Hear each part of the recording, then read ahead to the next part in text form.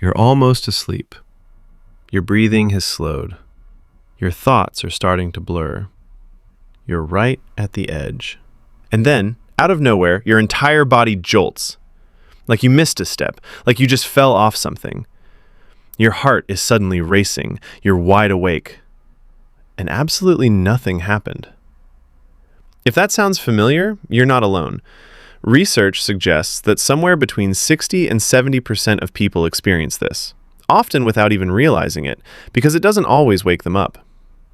It has a name, a hypnic jerk, also called a sleep start or a hypnagogic jerk, from the Greek word for the state between wakefulness and sleep.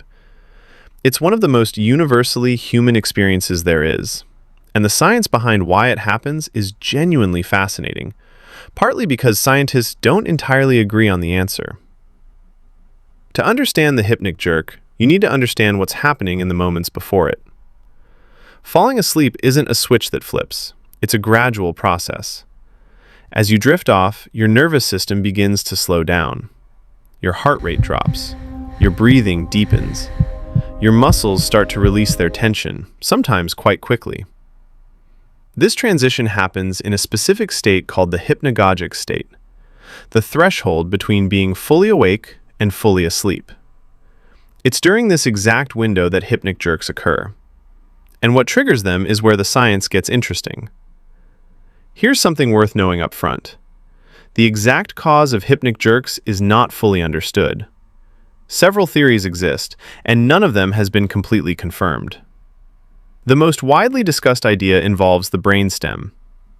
As your muscles relax rapidly during the transition to sleep, it's thought that a misfire can sometimes occur in the reticular brainstem, the part of your brain that controls your startle response. Your brain, receiving a sudden signal of complete muscle relaxation, may briefly interpret this as a loss of physical control, and fire a reflex to jerk your body back into alertness.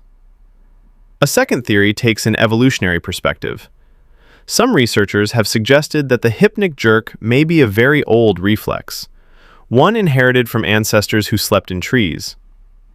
In that context, a sudden relaxation of muscles as you drifted off would have been genuinely dangerous. A reflex jerk to re-engage your grip could have been the difference between staying in the tree and falling out of it. Whether or not that theory is correct, it's one of those ideas that's hard to forget once you've heard it. A third theory suggests the jerk may be related to the early stages of sleep paralysis, the process by which your brain gradually switches off voluntary muscle movement to prevent you from physically acting out your dreams. Some scientists believe the hypnic jerk could be the brain testing whether that paralysis has taken effect, essentially sending a quick signal to see if the muscles respond and getting an unexpected answer. All three of these remain hypotheses. The honest position is that we have a good understanding of where in the brain it originates and what makes it happen more frequently, but the precise reason it evolved, or why it still persists, isn't settled. What we do know with more confidence is what makes hypnic jerks more frequent. Stress and anxiety are among the most commonly reported triggers. An overactive, alert brain is harder for the nervous system to transition smoothly, making misfires more likely.